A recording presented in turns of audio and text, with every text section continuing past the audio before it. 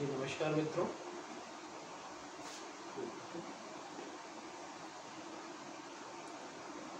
चलिए हम लोग कल 1857 के विद्रोह की चर्चा कर रहे थे। उस विद्रोह के कारणों के विषय को, ठीक है, और विद्रोह में शामिल होने वाले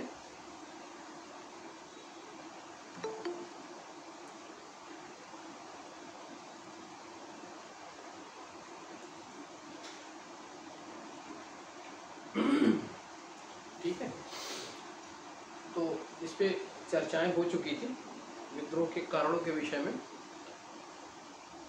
विद्रोह का जो फैलाव था, फैलाव के विषय में मैंने कहा कि यह विद्रोह केवल नॉर्थ इंडिया में ही था, साउथ इंडिया पूरी तरीके से इससे अछूता है। ठीक है, विद्रोह की शुरुआत 10 मई 1857 को होती है और विद्रोह धीरे धीरे अन्य क्षेत्रों में फैलना शुरू होता है।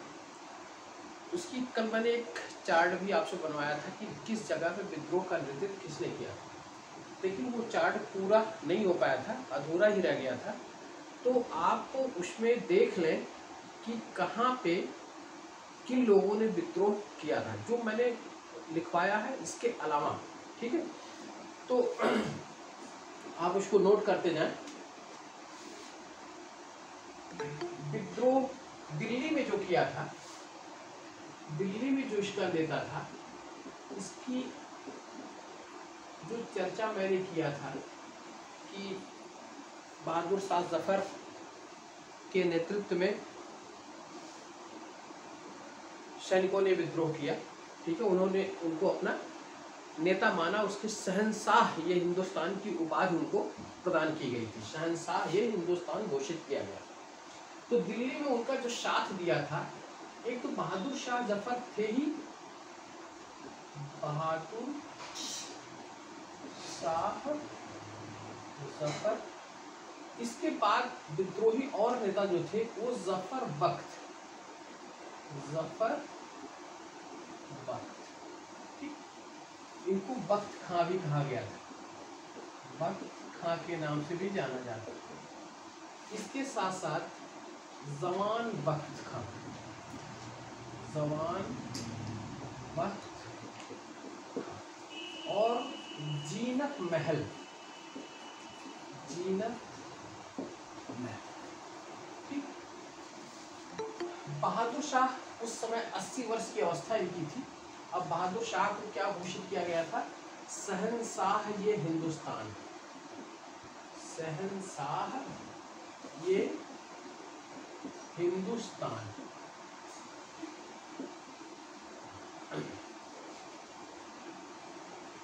शहंशाह ये हिंदुस्तान, ठीक है, घोषित किया गया। जब ये विद्रोह के विरुद्ध कार्रवाई प्रारंभ होती है तो वहां पर हडसन और निकलसन ने दिल्ली के विद्रोह को दबाया। तो जब विद्रोह दबाने का कार्य होता है तो बहादुर शाह कहां पर? हुमायूं के मकबरे में, हुमायूं के मकबरे से गिरफ्तार किया जाता है। ठीक है, उस समय इसके 2 पुत्र और एक पोते को भी गिरफ्तार किया गया था हुमायूं के मकबरे से। पोते का नाम, पुत्र का नाम मिर्जा मुगल, मिर्जा मुगल, मिर्जा ख्वाजा सुल्तान, ख्वाजा सुल्तान और मिर्जा अबू बक्र, मिर्जा अबू बक्र। ठीक है, ये दोनों जो है मिर्जा मुगल और मिर्जा ख्वाजा सुल्तान बहादुर शाह जफर के पुत्र थे और उनका एक पोता था मिर्जा अबू बक्र। इनको पकड़कर फिर इनको गोली मार दी जाती है। यानी कि इस 1857 विद्रोह के दौरान बहादुर शाह जफर के दोनों पुत्र और एक इनका पोता अबू बक्र, दोनों को, तीनों को गोली मार दी जाती है। कहाँ पर? हुमायूं के मकबरे से। और हुमायूं के मकबरे से इसको गिरफ्तार किया जाता है और गिरफ्तार करके उसे रंगून भेज दिया जाता है। ठीक है, ये तो आपको दिल्ली में हुआ। दिल्ली के बाद जो कानपुर में हुआ था विद्रोह 5 जून को, उस विद्रोही नेताओं में कानपुर में, ठीक, इस विद्रोही नेताओं में एक थे आपके नाना साहब, नाना साहब, इनका नाम जो है, नाम इनका था धोंधू पंत, धोंधू पंत, इनके बचपन का नाम यही था धोंधू पंत। और दूसरे थे आपके तात्या टोपे, तात्या टोपे, इनका नाम था, मूल नाम था रामचंद्र पांडुरंग,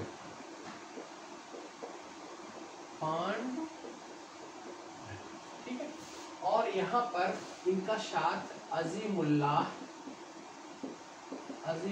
ने लिया और एक अजीजन बाई ने लिया, अजीजन।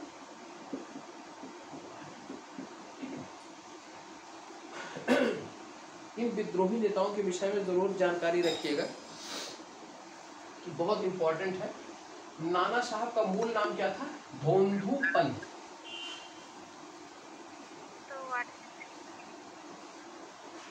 जी,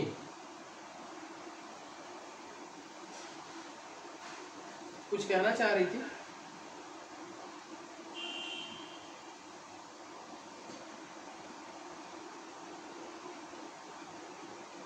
कोई प्रश्न आपकी तरफ से पुट अप हुआ था?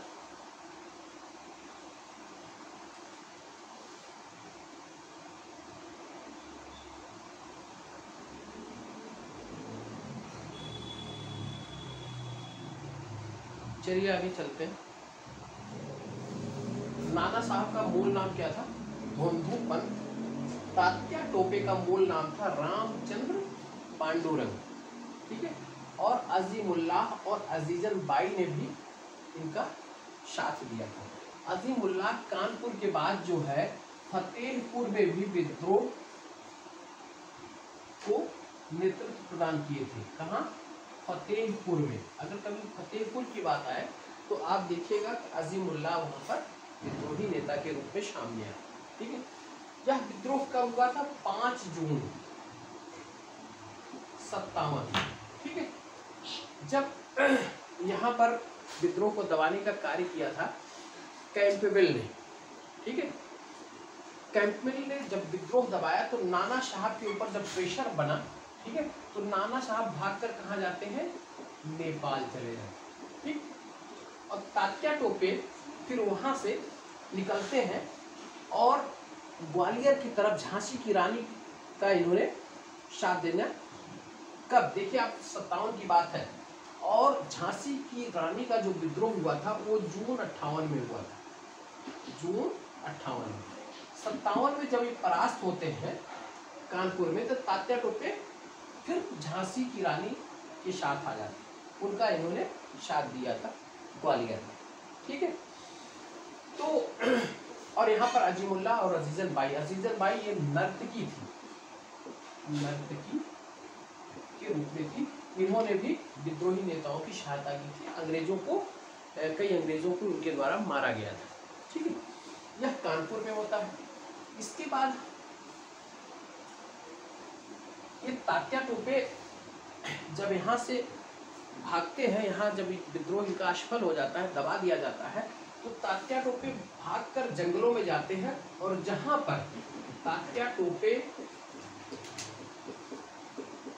टोपे को ग्वालियर के जो सिंधिया थे, ग्वालियर के सिंधिया, ठीक, वहाँ का एक सामंत था, सामंत का नाम था मान सिंह। क्या नाम था? मान सिंह, ठीक। वह इनका मित्र था और उसी मित्र के विश्वासघात के कारण तात्या टोपे गिरफ्तार होते हैं और फिर इनको मध्य प्रदेश के शिवपुरी में फांसी की सजा दे दी जाती है। मध्य प्रदेश के शिवपुरी में फांसी की सजा दे दी जाती है। और तात्या टोपे की घटना 1857 के विद्रोह की अंतिम घटना मानी जाती है, जब इनको गिरफ्तार किया जाता है, ठीक है। आप इस पे विशेष ध्यान रखिएगा कि तात्या टोपे का मूल नाम क्या था? रामचंद्र पांडुरंग था, ठीक। और आपके नाना साहब का मूल नाम था धोंधू पंत।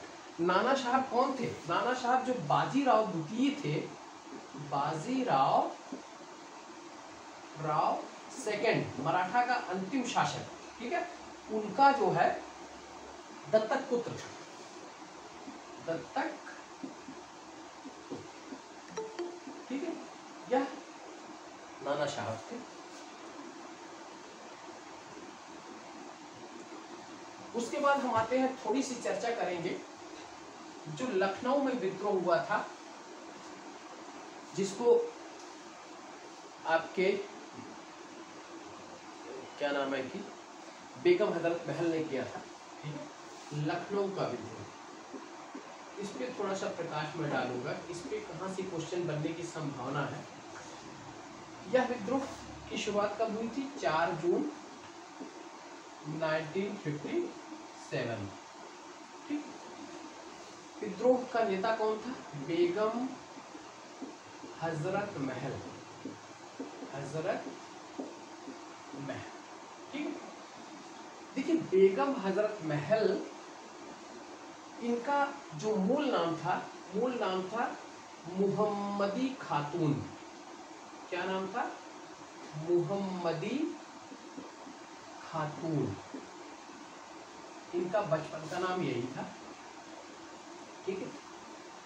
अवध का जो अंतिम बादशाह, अंतिम नवाब था, उसका नाम था वाजिद अली शाह, ठीक है, वाजिद अली शाह, ठीक है। वाजिद अली शाह मुहम्मदी खातून को अपने हरम में ले आया, हरम में लाया था, और मुहम्मदी खातून को हजरत महल की उपाधि प्रदान की थी, हजरत महल की उपाधि, ठीक है। अब देखिए बेगम हजरत महल, ठीक है। और जब इसने अपने पुत्र बिरजिश कादिर को जन्म दिया था, पुत्र का नाम क्या था? बिरजिश कादिर, बिरजिश कादिर। जब इसको जन्म दिया था तो वाजिद अली शाह ने इसे महक परी की उपाधि दी थी, महक परी, बहुत इंपॉर्टेंट है, एक पूछा भी गया है। पहले लोगों को नहीं पता था कि महक परी किसे कहा जाता था। जीनत महल और हजरत महल में लोग कंफ्यूज्ड रहते थे, ठीक है। जब नेट का उपयोग बहुत कम हुआ करता था, हम लोगों के वक्त की बात बता रहे हैं, जब हम लोग मेंस दिया करते थे और सिविल सर्विसेज की तैयारी किया करते थे, उस दौरान की बात, ठीक है। तो महक परी, ये क्वेश्चन आया था उस समय 2000 मुझे लग रहा है कि 4-5 के दौरान, ठीक है, कि महक परी किसे कहा जाता था।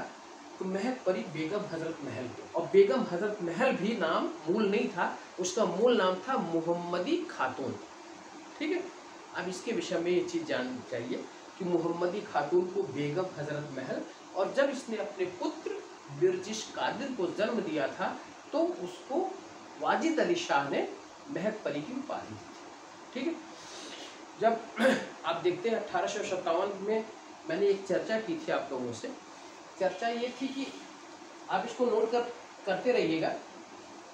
ये चर्चा ये थी कि 1856 में कुशासन का आरोप लगाकर अवध का विलय अंग्रेजों ने कर लिया, ठीक है, कुशासन का आरोप लगाकर। इसके पहले डॉक्ट्रिन ऑफ लैप्स के द्वारा अंग्रेजों ने कई रियासतों का विलय किया था और कई राज्यों का विलय किया था, जिसमें सतारा, जयपुर, संभलपुर, ठीक है, बघाट, उदयपुर, झांसी, नागपुर इत्यादि राज्य थे। लेकिन 1856 में जब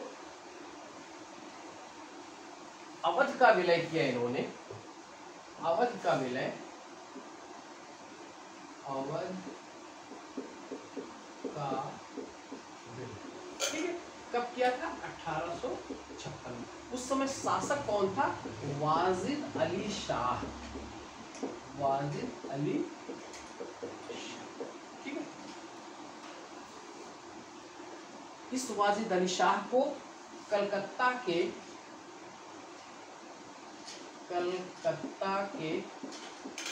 एक मटिया बुर्ज नामक स्थान था, मटिया बुर्ज, वहां पर कैद किया गया, ठीक है। और इसी वारिस अली शाह की पत्नी के रूप में कौन आया था, मोहम्मदी खातून आई थी। और बेगम हजरत महल इसको कहा गया है। और जब बिरजिश कादिर को जन्म दिया तो उनको क्या नाम दिया गया, महपरी उपनाम से बुलाया गया। इसी बिरजिश कादिर जो 11 वर्षीय उस समय था, ठीक है, इसी 11 वर्षीय बिरजिश कादिर को शासक बनाकर बेगम हजरत महल ने विद्रोह किया। और उसमें मौलवी अहमदुल्लाह जो इनका शासक, ठीक है। कैंपबेल ने दबाया हजरत महल और नेपाल में ही इनकी मृत्यु हो जाए, ठीक है।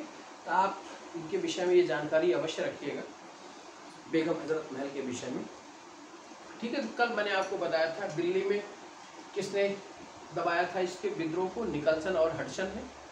लखनऊ और कानपुर में कैंपबेल ने दबाया था। इलाहाबाद में लियाकत अली विद्रोह का नेता था और इस विद्रोह को दबाने का कार्य कर्नल नील ने किया था, ठीक है। फैजाबाद में मौलवी अहमदुल्ला थे और मौलवी अहमदुल्ला ने इस युद्ध को जिहाद का नारा दिया था। 1857 के विद्रोह को धर्म युद्ध बताया था। कहाँ, फैजाबाद। नेता कौन था उस समय, मौलवी अहमदुल्ला, ठीक। इन्होंने 1857 के विद्रोह को जिहाद, ठीक, क्या कहा था, जिहाद या धर्म युद्ध, ठीक है। और इनकी गतिविधियों से अंग्रेज इतने परेशान हो गए थे कि इन्होंने इनके ऊपर 50,000 की इनाम घोषित की, 50,000 का, ठीक है। ये हो गया। अब देखिए मौलवी अहमदुल्ला के बाद हम आते हैं आपके विद्रोह के जो प्रसार के रूप में और आए हैं। उस विद्रोह के प्रसार के रूप में आपके बिहार में कुछ जगह जो विद्रोह हुए थे। पहला एक पटना में हुआ था, पटना में, यहाँ विद्रोह का नेता था पीर अली, ठीक।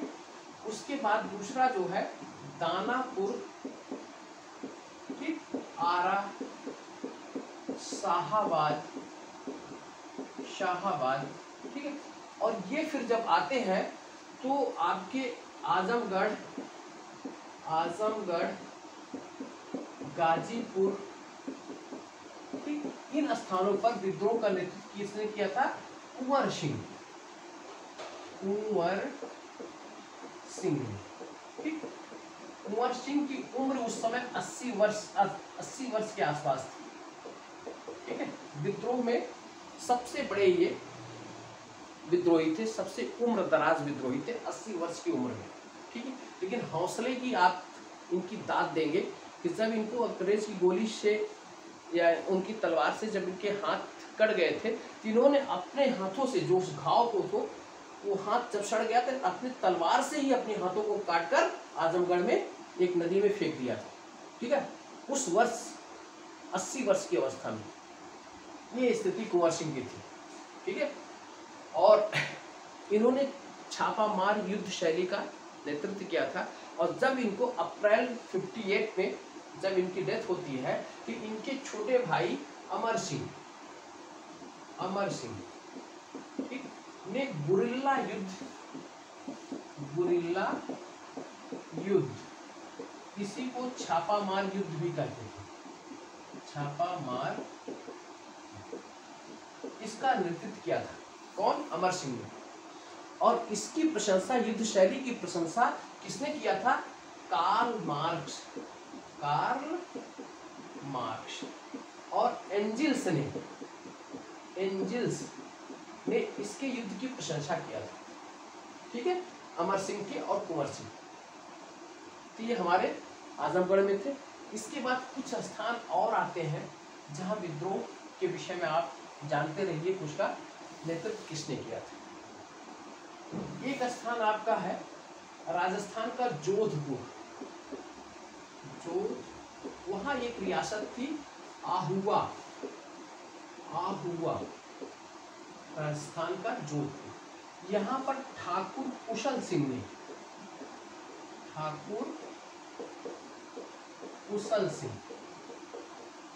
ठीक, ने यहाँ पर नेतृत्व किया था। दूसरा आपका सतारा, महाराष्ट्र में पड़ता है। यहाँ पर रणोजी बापू गुप्ते, क्या नाम है, रणोजी बापू गुप्ते ने सतारा में किया था। इसके बाद कोल्हापुर,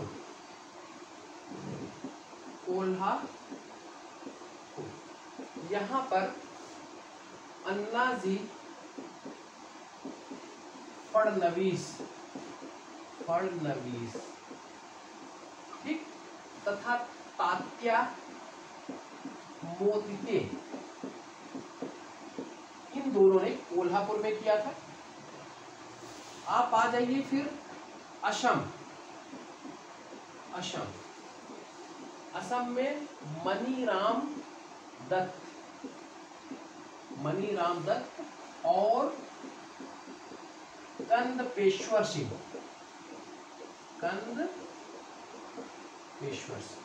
ठीक है।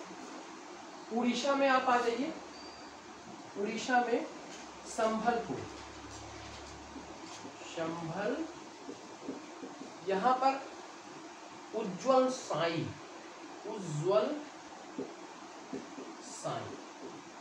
और सुरेंद्र साई,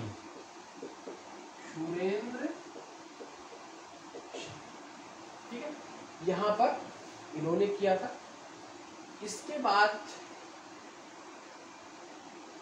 आपका फर्रुखाबादी का स्थान, यूपी में फर्रुखाबाद, यहाँ पर तूफजल हुसैन,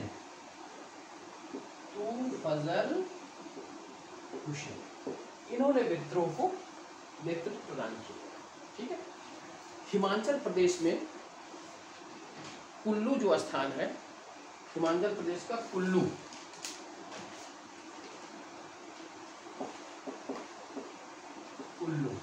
कहाँ पे, हिमाचल प्रदेश। यहाँ पर राजा प्रताप सिंह,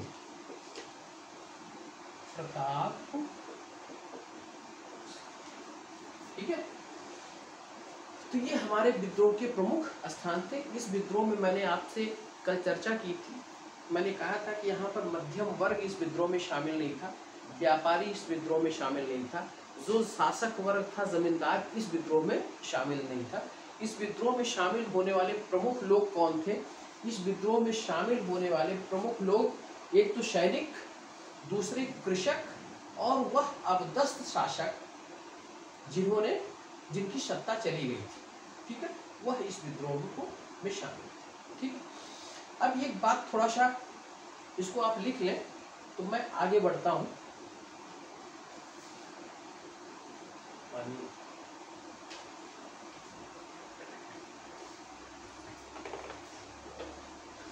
जी बात समझ में आ रही है आप लोगों को?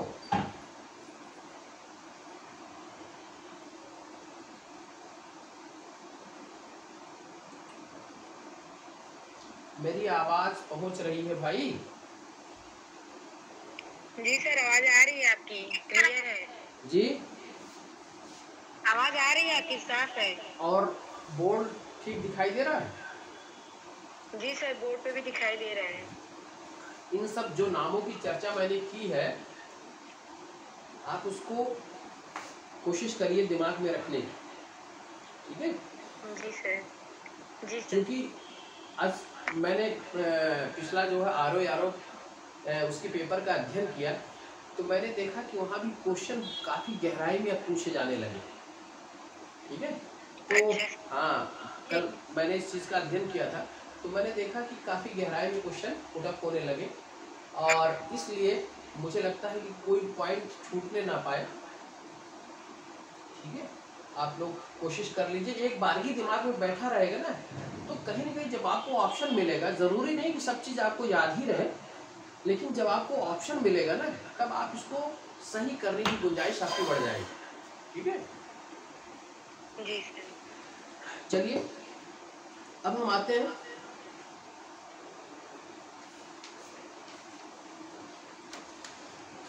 ये चर्चा मैंने की कि इस स्थान पर विद्रोह हुए थे और इस विद्रोह का नेता कौन था। ठीक है, अब थोड़ी सी एक जानकारी और कर लें आप कि 1857 के विद्रोह के समय, उस समय इंग्लैंड का प्रधानमंत्री कौन था? उस समय यहां पर वायसराय कौन था? उस समय यहाँ पर मुख्य कंपनी का जो मुख्य सेनापति था वो कौन था?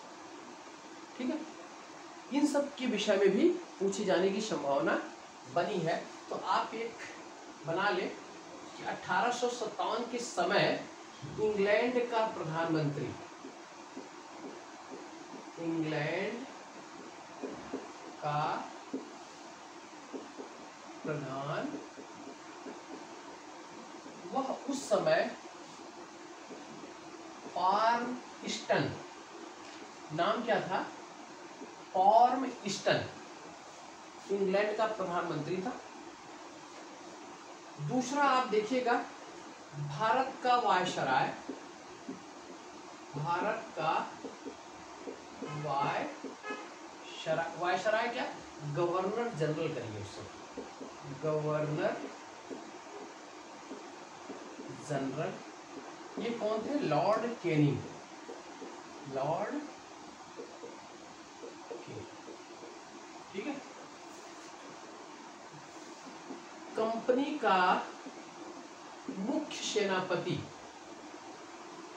कंपनी का मुख्य सेनापति, वह उस समय एनिशन था। क्या नाम था? एनिशन। ठीक, और एनिशन का विद्रोह के समय ही मृत्यु हो जाती है। कंपनी का उस समय मुख्य सेनापति कौन था? एनिशन था। विद्रोह के वक्त इसकी मृत्यु हो जाती है, तो इसके स्थान पर कैंपबेल को मुख्य सेनापति बनाया जाता है। यही कैंपबेल था जिसने लखनऊ और कानपुर के विद्रोह को दबाने का कार्य किया। ठीक है, इसके साथ साथ हम आते हैं, उस समय विद्रोह हो रहे थे, तो उस समय जो वहां का जस्टिस था, ठीक है, वो जस्टिस जो लोगों को निर्णय देता था, फांसी की सजा सुनाता था, तो वो जस्टिस जो है, जस्टिस कौन था? दिल्ली का उस समय जस्टिस था हैरियट। इसी की अदालत में तमाम मुकदमे आते थे और वो उसको सजा सुनाने का कार्य करता था। यानी कि उस समय का न्यायाधीश कौन था? हैरियट था। और उस समय दिल्ली का कोतवाल, दिल्ली जो नगर था, दिल्ली का कोतवाल JL नेहरू, जवाहरलाल नेहरू के दादा गंगाधर नेहरू थे। दिल्ली का कोतवाल कौन था? गंगाधर नेहरू।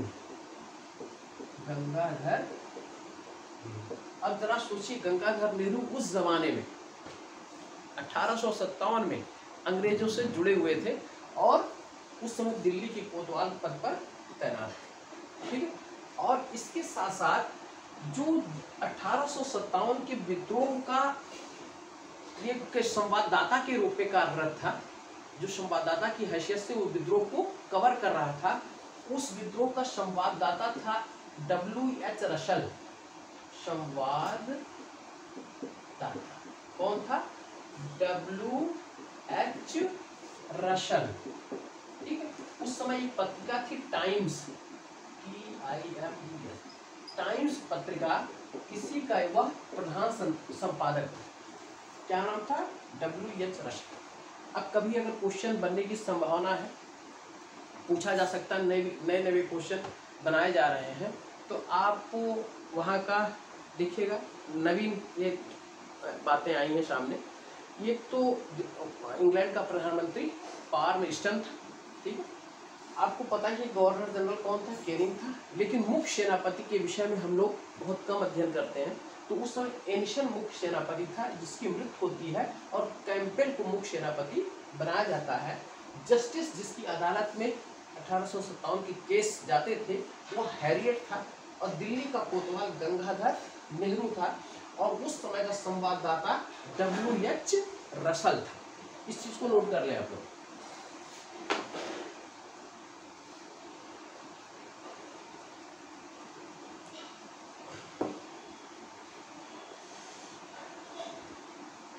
मुझे लग रहा है कि इतनी गहराई में अध्ययन करने के बाद 1857 के विद्रोह से कोई और क्वेश्चन पूछा ही नहीं जा सकता, ठीक है। आप इसको अगर नोट कर लें तो फिर मैं आगे बढ़ूं।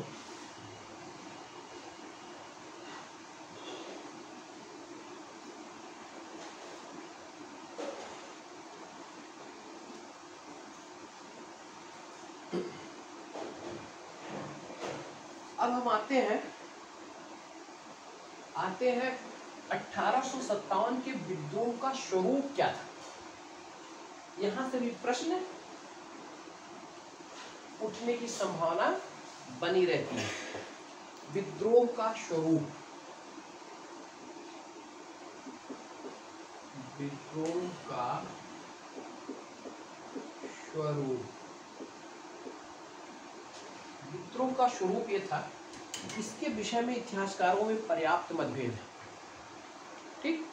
इतिहासकार जो ब्रिटिश या साम्राज्यवादी इतिहासकार के नाम से जाने जाते हैं उनका कुछ मत अलग है और जो भारतीय इतिहासकार है उसमें भी कुछ मत अलग है, ठीक है।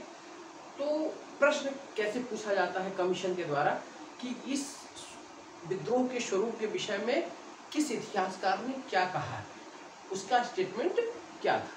तो आपको सिर्फ स्टेटमेंट ध्यान में रखना है और उस इतिहासकार का नाम, उस व्यक्ति का नाम जिसने इस विद्रोह के विषय में चर्चा की, ठीक है, और क्या कहा था।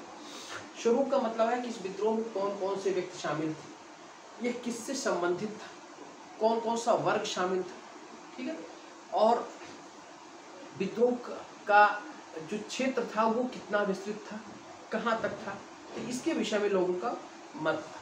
तो एक विद्रोह को जो सबसे पहले ब्रिटिश इतिहासकार जो मानते हैं कि इसको एक सैनिक विद्रोह मानते हैं। क्या मानते हैं? सैनिक विद्रोह। सैनिक विद्रोह का जो कथन है, जिन इतिहासकारों ने इसको कहा है कि सैनिक विद्रोह है, उसमें कई नाम आते हैं, इसलिए कि यह विद्रोह सेना के द्वारा ही शुरू किया था, सैनिकों के द्वारा ही शुरू किया गया था। लेकिन यह मात्र सैनिक विद्रोह नहीं था, यह मात्र सैनिक विद्रोह नहीं था। बेंजामिन डिज़राइल कहता है, जो वहाँ के कंजर्वेटिव पार्टी का वो सांसद रहता है, ब्रिटिश कंजर्वेटिव पार्टी का जो सांसद रहता है, वो सभा में बोलते हुए कहता है कि जो विद्रोह है वो चर्बी युक्त कारतूस से शुरू, कोई भी विद्रोह वो चर्बी युक्त कारतूस के कारण ही नहीं शुरू होता है, उसके लिए पर्याप्त कारण होते हैं जो विद्रोह में भाग ले, इसलिए यह मात्र सैनिक विद्रोह नहीं कहा जा सकता। अब देखिए सैनिक विद्रोह के विषय में कौन कौन लोगों ने मत दिया था। लॉरेंस सीले, लॉरेंस, इसको कहिए जॉन लॉरेंस, जॉन लॉरेंस सैनिक विद्रोह। दूसरा सीले, सीले महोदय। तीसरा विलियम के, ठीक है, विलियम के। फिर इसके सैनिक विद्रोह के विषय में मैलिशन, ठीक। इसके बाद भारतीय इतिहासकारों में भी कई लोगों ने सैनिक विद्रोह की संज्ञा दी थी। सर सैयद अहमद खान, सर सैयद अहमद, ठीक। मुंशी जीवनलाल, मुंशी जीवन, दुर्गादास बंदोपाध्याय, दुर्गादास बंदोपाध्याय और आरसी मजूमदार, आरसी मजूमदार, इन सभी लोगों ने इस विद्रोह को सैनिक विद्रोह कहकर पुकारा था। जॉन लॉरेंस ने, सीले ने, और एक चीज और ध्यान रखिएगा, इन दोनों का नाम इस विद्रोह सैनिक विद्रोह के लिए अवश्य ध्यान में रखिएगा। शेष नाम अगर भूल भी जाए तो कोई बात नहीं, ठीक। जॉन लॉरेंस और सीले, सर्वप्रथम इसी साम्राज्यवादी इतिहासकार ने सैनिक विद्रोह की संज्ञा दी थी। इसके बाद इन लोगों ने इसका समर्थन किया था, ठीक है, लॉरेंस और सीले ने। फिर William Kaye, Malleson, Sir Syed Ahmed Khan, Munshi Jivanlal, Durgadas Bandyopadhyay और आरसी मजूमदार, इसको क्या बोलते थे? सैनिक विद्रोह कहकर। आप इसको नोट कर लें, फिर मैं आगे बढ़ता हूँ। सैनिक विद्रोह के बाद जो दूसरा प्रमुख है, इसके विषय में एक स्टेटमेंट है, ईसाई धर्म के विरुद्ध विद्रोह। ईसाई धर्म के विरुद्ध विद्रोह, ठीक। यह विद्रोह कहने वाले कौन थे? L.E.R.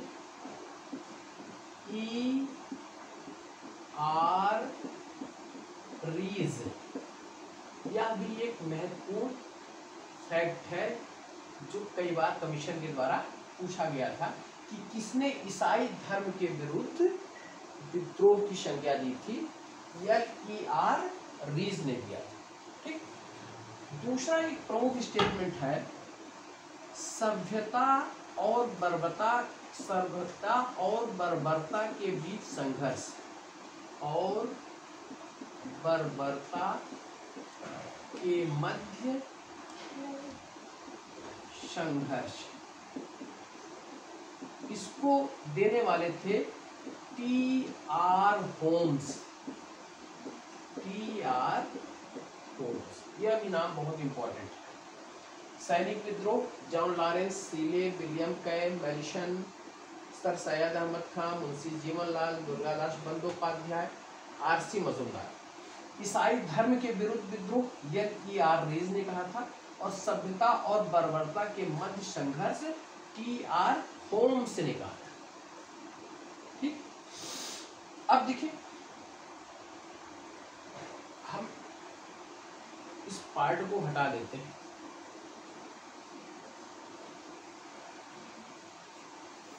इसके बाद एक और महत्वपूर्ण स्टेटमेंट है, हिंदू और मुसलमानों के षड्यंत्र का परिणाम। हिंदू और मुसलमानों के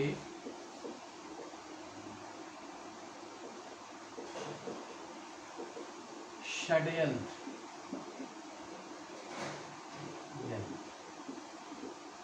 ठीक। हिंदू और मुसलमानों का षड्यंत्र, इसको कहा था आपके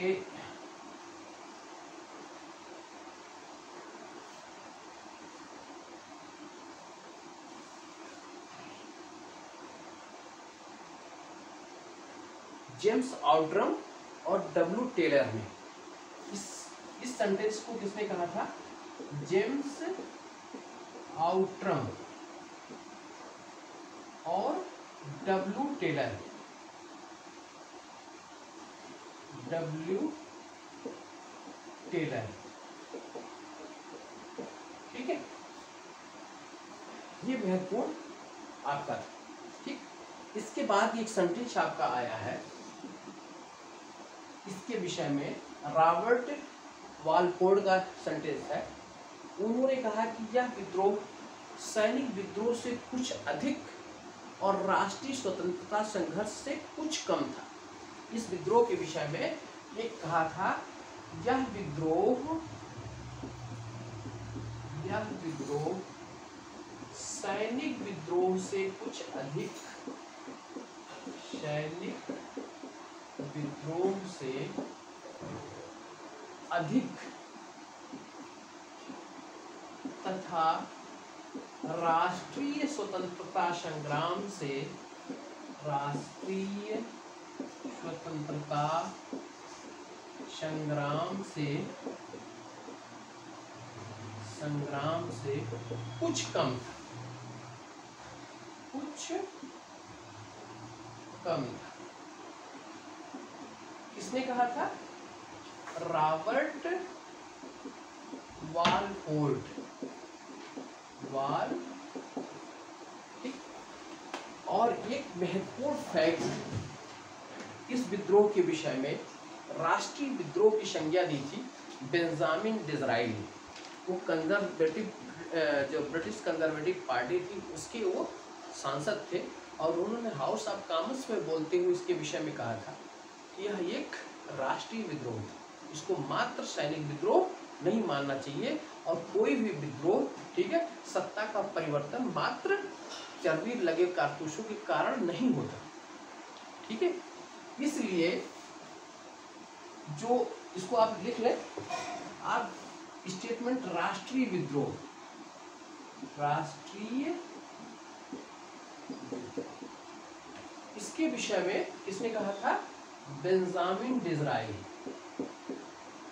बेंजामिन डिज़राइली, ठीक।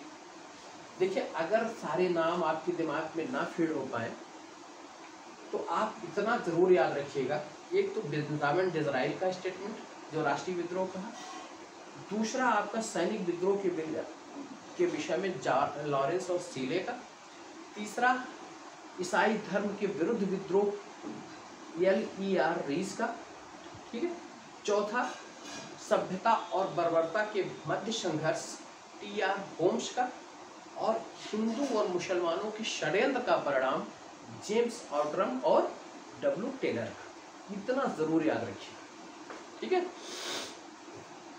अब इसको थोड़ा सा नोट करें, फिर आगे बढ़े हम।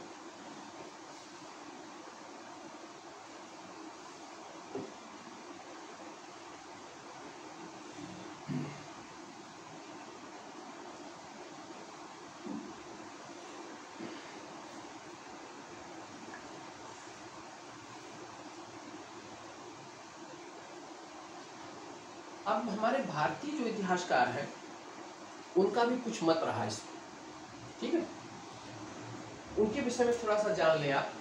भारतीय इतिहासकारों में आपके RC Majumdar, SN Sen, SB राय चौधरी और BD सावरकर, ये महत्वपूर्ण हमारे इतिहासकार हैं, ठीक है, जिनका स्टेटमेंट इसमें रहा। अब देखिए, इस विद्रोह के विषय में जो इतिहासकार थे, एक BD सावरकर, BD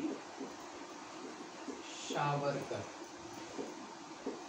इनकी पुस्तक थी Indian independence of 1857।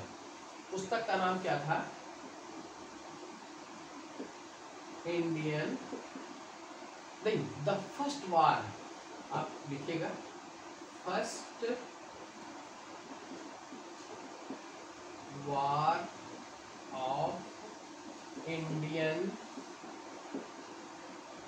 Independence,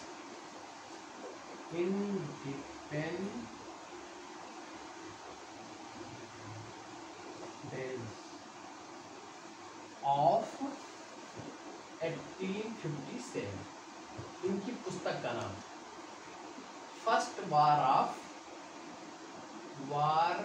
of Indian independence 1857। किसकी पुस्तक का नाम था? BD सावरकर, ठीक है। इन्होंने इस अपनी पुस्तक में इस विद्रोह को प्रथम राष्ट्रीय स्वतंत्रता संघर्ष का नाम दिया, प्रथम राष्ट्रीय स्वतंत्रता संघर्ष।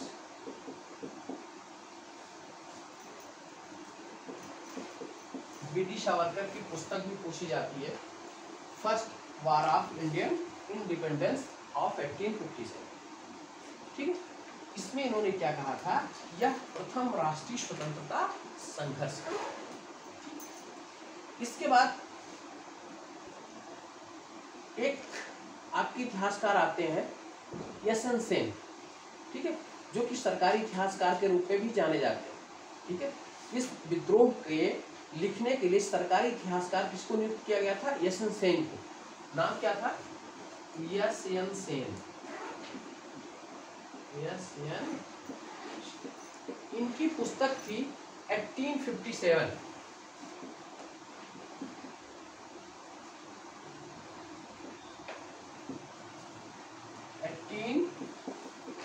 1857 इनकी पुस्तक का नाम क्या था? 1857। इस पुस्तक में यशवंत सेन इनको सरकारी इतिहासकार के रूप में नियुक्त हुए। सरकारी इतिहासकार पहले आरसी मजूमदार को बनाया गया था। आरसी मजूमदार ने इस पद को लेने से इनकार कर दिया था, तो यशवंत सेन को सरकारी इतिहासकार नियुक्त किया गया था इस विद्रोह के विषय में लिखने के लिए। तो इन्होंने पुस्तक की रचना क्या थी? 1857। इसमें इन्होंने कहा, यद्यपि यह विद्रोह सैनिक विद्रोह के रूप में प्रारंभ हुआ था, लेकिन इसका अंत स्वतंत्रता संघर्ष के रूप में हुआ। इस 1857 में यशवंत सेन ने कहा था। आप स्टेटमेंट को लिख लीजिए, मैं आपको बता दे रहा हूँ कि यद्यपि यह विद्रोह सैनिक विद्रोह के रूप में प्रारंभ हुआ, लेकिन इसका समापन क्या हुआ? स्वतंत्रता संघर्ष के रूप में हुआ, ठीक है। इसमें अनेक वर्गों ने भाग लिया था। यह 1857 की पुस्तक है यशवंत सेन की। इसके बाद आपकी एक पुस्तक है द सिपाही mutiny of and revolt of 1857। यह आरसी मजूमदार की पुस्तक है, रमेश चंद्र मजूमदार की पुस्तक है। इस पुस्तक में इन्होंने एक बड़ा अच्छा स्टेटमेंट दिया था, इसको आप नोट कर लें फिर आगे बढ़े। बी.डी. सावरकर की पुस्तक का नाम first war of Indian independence of 1857। Yashwant Sen की पुस्तक का नाम 1857, ठीक है। अब हम आगे बढ़ते हैं।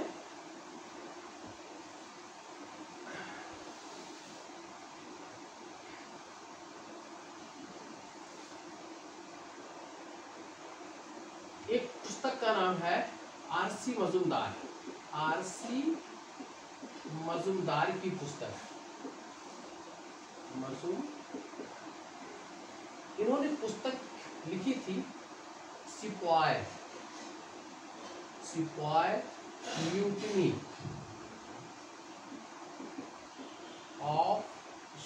म्यूटिनी एंड रिवोल्ट ऑफ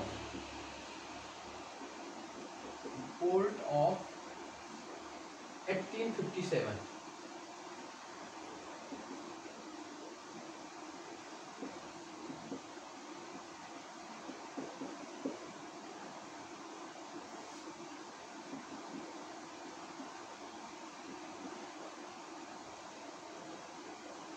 ठीक है, सिपाही म्यूटिनी एंड रिवोल्ट ऑफ 1857। यह पुस्तक किसने लिखी थी? आरसी मजूमदार, ठीक है। इस पे इन्होंने कहा था कि इसके विषय में जो स्टेटमेंट आया था, इन्होंने कहा कि तथाकथित प्रथम स्वतंत्रता संघर्ष, जरा ध्यान रखिएगा, बहुत अच्छा स्टेटमेंट इसका है कि तथाकथित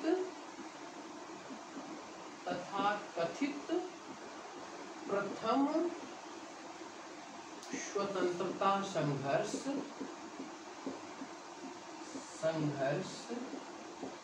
ना तो प्रथम था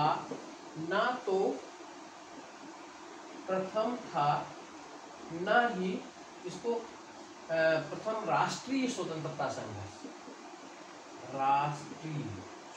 संघर्ष ना तो प्रथम था ना ही राष्ट्रीय और ना ही स्वतंत्रता संघर्ष था। देखिए, इसके विषय में चूंकि भारतीय इतिहासकारों ने जब ये बात कही, जैसे बी.डी. सावरकर का जो स्टेटमेंट है, उन्होंने कहा कि यह एक राष्ट्रीय स्वतंत्रता संघर्ष था। इस पे आरसी मजूमदार ने कहा कि यह तथाकथित प्रथम राष्ट्रीय स्वतंत्रता संघर्ष ना तो प्रथम था ना ही राष्ट्रीय था और ना ही स्वतंत्रता के लिए संघर्ष। इनका ये कहना था कि यह मुट्ठी भर सैनिकों के स्वार्थ के लिए किया गया संघर्ष। ठीक है, इसकी बड़ी आलोचना भी होती है। आरसी मजूमदार की इस कथन की बड़ी आलोचना भारतीय इतिहासकारों ने कहा। उनका ये मानना था, ये देखिए मेंस का क्वेश्चन है, ये मेंस में प्रश्न कई बार पूछे जा चुके हैं, इसको सिद्ध करना था कि ये था कि नहीं था। उनका ये मानना था कि प्रथम इसको नहीं कर सकते, इसलिए प्रथम नहीं कर सकते कि इसके पूर्व अनेक संघर्ष प्रारंभ किए गए थे। ठीक है, दूसरा इसे राष्ट्रीय भी नहीं कहा जा सकता, इसलिए कि इसका क्षेत्र एक सीमित दायरे में था। दक्षिण भारत पूरी तरीके से अछूता था, बंगाल, पंजाब और ये सब भी पूरी तरीके से अछूते थे, इसलिए ये राष्ट्रीय भी नहीं था। और इसमें शामिल होने वाले लोगों का जो मंतव्य था वह स्वतंत्रता प्राप्त नहीं था, यद्यपि वह अंग्रेजी सत्ता को हटाना चाहते थे और जो पुनर्व्यवस्था थी, जो प्राचीन व्यवस्था थी, उसको लागू करना चाहते थे, लेकिन यह स्वतंत्रता के लिए संघर्ष नहीं था।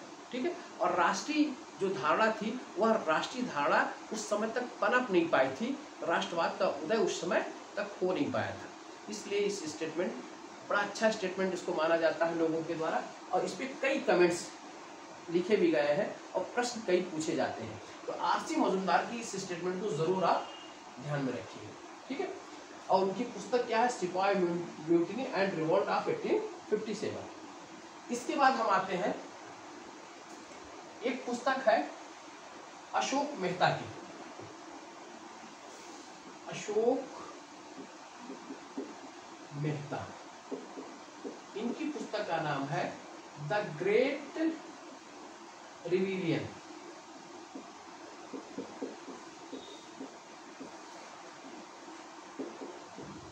द ग्रेट रिविलियन, ये अशोक मेहता की पुस्तक है। और एक आपके इतिहासकार आपके हैं एसबी चौधरी,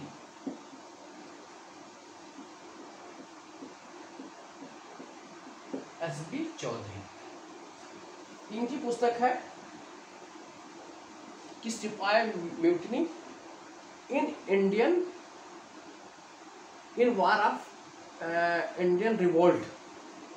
ठीक है, इनकी पुस्तक का नाम है। तो आप इन पुस्तकों के क्रम से आप जान लीजिएगा कि इनकी पुस्तक भी लिख देते हैं, सिपाही म्यूटिनी इन इंडियन रिवोल्ट। ठीक, ये इनकी पुस्तक का नाम है। तो आप जो 5 इतिहासकार, भारतीय इतिहासकार हैं, इनके विषय में मैंने जो पुस्तक के विषय में बताया, इनको जरूर याद रखिएगा, क्योंकि ए बी करके पूछते हैं और एक दूसरे को मिलाने के लिए आ जाता है।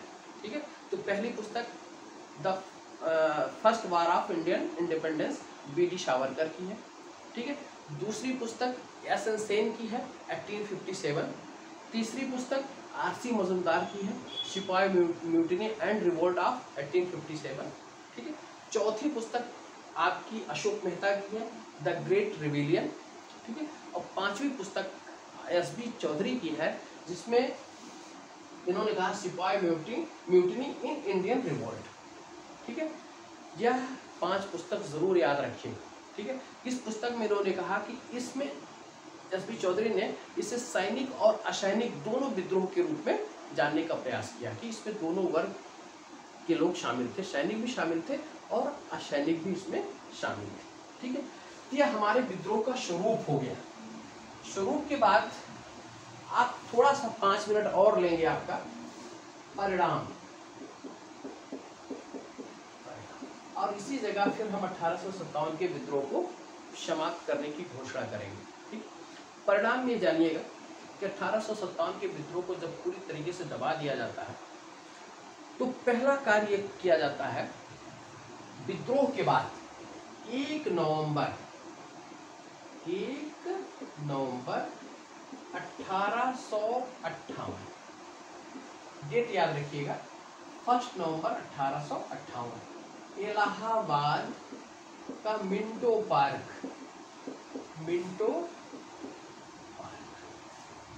ठीक, इसी मिंटो पार्क में आप सरस्वती जो घाट है उसके बगल में मिंटो पार्क है। इसी मिंटो पार्क में लोग घूमने के लिए जाते हैं।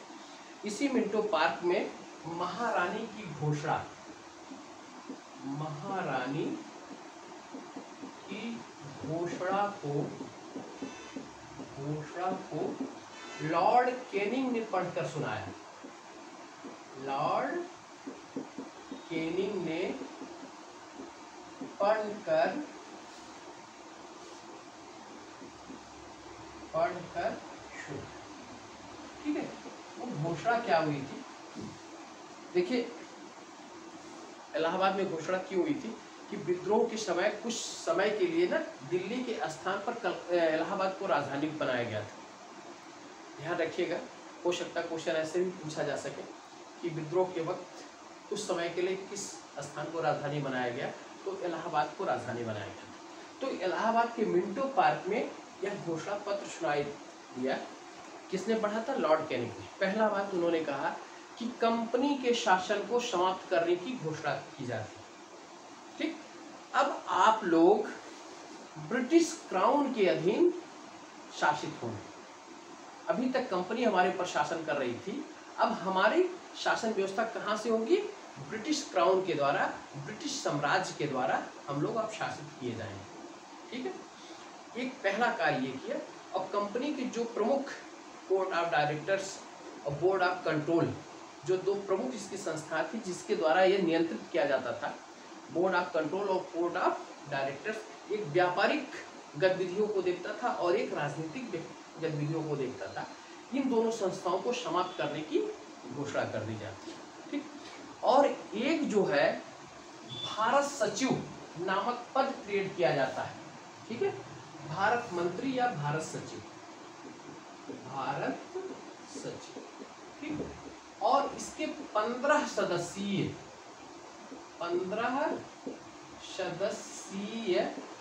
परिषद की घोषणा,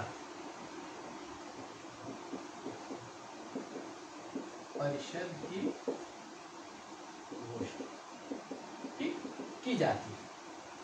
यानी कि अब शासन व्यवस्था कहाँ से संचालित होगी? वो इंग्लैंड से संचालित होगी। वहाँ का एक मिनिस्टर, कैबिनेट मंत्री जो है वो भारत सचिव के रूप में कार्य करेगा। उसकी 15 सदस्यीय परिषद होगी। ठीक है, इसके बाद इन्होंने कहा कि गवर्नर जनरल का नाम बदलकर वायसराय कर दिया जाएगा। वायसराय। इसके बाद इनका कहना था कि अब हम भारतीय राज्य का जो अपने साम्राज्य में मिलाते थे, यानी कि उसकी अपने साम्राज्य की सीमा का विस्तार अब हम कभी नहीं करेंगे। यानी कि साम्राज्य, देशी जो रियासत थी, देशी जो राज्य थे, उनका अंग्रेजी साम्राज्य में विलय की नीति का परित्याग कर दिया गया। ठीक है, दूसरा क्या किया गया कि भारत के सामाजिक और धार्मिक मामले में हस्तक्षेप बंद कर दिया गया।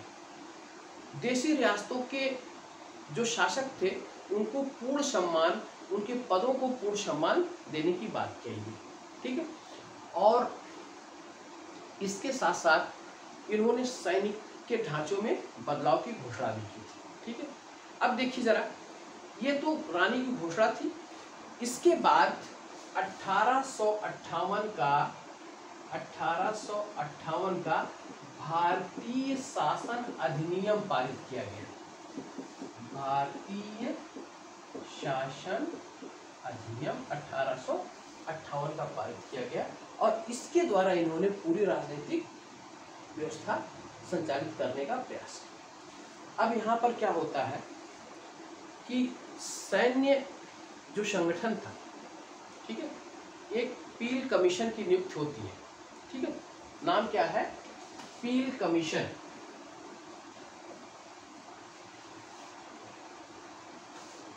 पील आयोग या पील कमीशन। ठीक, और दूसरा है रॉयल कमीशन। Royal commission. ठीक, पील कमीशन के द्वारा क्या हुआ कि भारतीय जो कंपनी की सेना थी उसमें सैनिकों की संख्या में बदलाव किया गया। ठीक है, अब यूरोपीय सैनिकों की संख्या में वृद्धि कर दी गई और भारतीय सैनिकों की संख्या में कमी की गई। और यह कमी जो है बंगाल में 1:2 का अनुपात रखा गया। ठीक है, बंगाल में अगर एक यूरोपीय है तो भारतीय सैनिक 2 रहेंगे और बंगाल की जगह अन्य जगहों पर 1:3 का अनुपात रखा गया। ठीक है, अभी तक क्या था, हमारे यहाँ 1:7 का अनुपात था। ठीक है, यानी कि एक यूरोपीय सैनिक थे तो 7 भारतीय सैनिक वहां पर कार्यरत थे 1857 के विद्रोह के पूर्व। लेकिन अब क्या हुआ, बंगाल में क्या स्थान है, बंगाल और अन्य जगह पर, अन्य बंगाल में 1:2 अनुपात और हर जगह 1:3 का अनुपात किया गया। किसके कमीशन की रिपोर्ट के द्वारा, पील कमीशन की रिपोर्ट के द्वारा। और रायल कमीशन की रिपोर्ट के द्वारा भारतीय सेना में उस समय उच्च वर्ग के सैनिकों की संख्या अधिक थी। ठीक है, यहां पर अब इन्होंने क्या किया कि सिखों को, सिख, गोरखा, पठान, ठीक, अन्य लोगों की सैनिकों की संख्या में वृद्धि कर दी गई और उच्च वर्ग के सैनिकों की संख्या में कमी की गई। किसके द्वारा, रायल कमीशन की रिपोर्ट के आधार। ठीक है, ये चीज दिमाग में आप रखिएगा। यह हमारा पूरा 1857 का विद्रोह रहा। एक चीज और ध्यान में रखिएगा, एक प्रश्न पूछा जाता है कि कंपनी के शासन के दौरान किस जगह के सैनिकों को, किस जगह के लोगों को सैनिकों की पौधशाला कहा जाता था। ठीक है, वह 2 ऑप्शन है, एक बंगाल और दूसरा अवध। उस समय बंगाल और अवध 2 ऐसे थे। उस अवध में भी बंगाल की अपेक्षा अवध के सैनिक सर्वाधिक थे।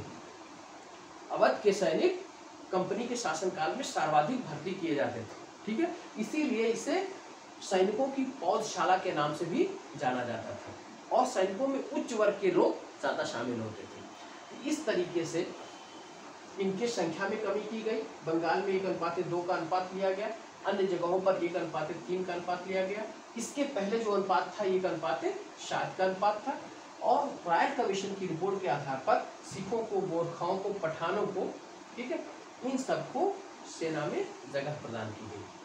ये आपका 1857 का विद्रोह रहा, जिसकी संपूर्ण चर्चा हम लोगों ने की। मुझे लग रहा है कि अब कोई भी प्रश्न इससे अछूता नहीं रहेगा अगर इतनी जानकारी आप लोगों को। ठीक है, अब हम नेक्स्ट भारत में राजनीतिक संगठनों का उदय। अभी 2 और चीज है, एक जनजातीय विद्रोह और कृषक विद्रोह, लेकिन उसको मैं बाद में पढ़ाऊंगा।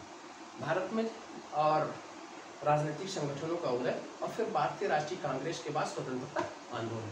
ठीक है, तो आज हम इस क्लास को यहीं स्थगित करते हैं।